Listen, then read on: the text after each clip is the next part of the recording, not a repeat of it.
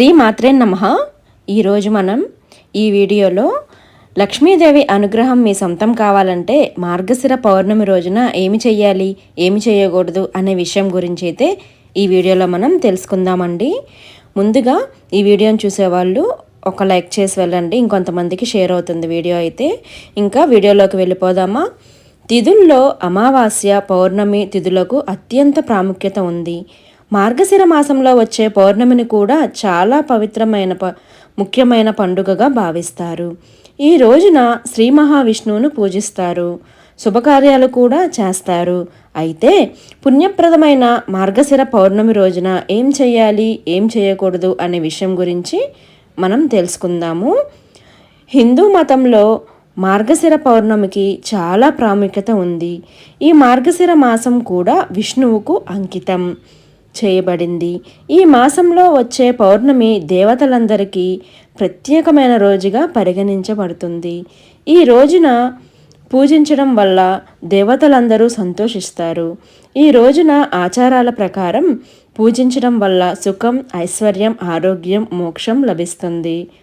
పంచాంగం ప్రకారం మార్గశిర మాసం పౌర్ణమి తిథి డిసెంబర్ 14 శనివారం సాయంత్రం 4:30 ప్రారంభమై డిసెంబర్ 15 ఆదివారం మధ్యాహ్నం 2:31 ముగుస్తుంది.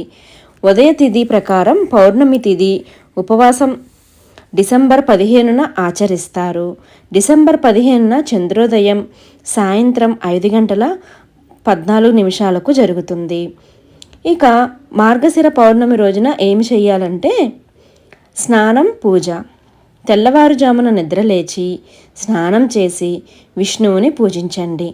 2 ఉపవాసం పాటించండి. ఈ రోజున ఉపవాసం ఉండటం వల్ల చాలా శుభప్రదంగా పరిగణించబడుతుంది. ఇక 3వది సత్యనారాయణ స్వామి కథ వినటం. సత్యనారాయణ కథ వినడం వల్ల మనస్సు ప్రశాంతంగా ఉంటుంది, పుణ్యం లభిస్తుంది. ఇక 4 రావి చెట్టును పూజించండి. రావి చెట్టును దేవతల నివాసంగా భావిస్తారు. ఈరోజు రావి చెట్టును పూజించడం వల్ల విశేష ఫలితాలు లభిస్తాయి. 5 గంగా స్నానం.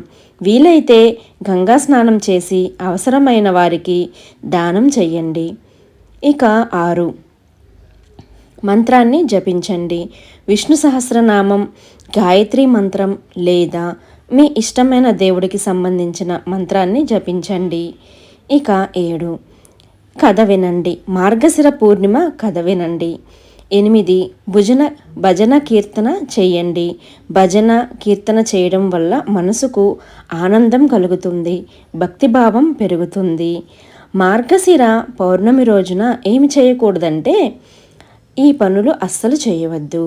అబద్ధాలు చెప్పడం, దొంగతనం చేయడం, ఒకరిని అవమానించడం వంటివి ఈ రోజున చేయకూడదు. ఇక 2 కోపం తెచ్చుకోవడం. మనసును ప్రశాంతంగా ఉంచుకోండి, కోపానికి దూరంగా ఉండండి.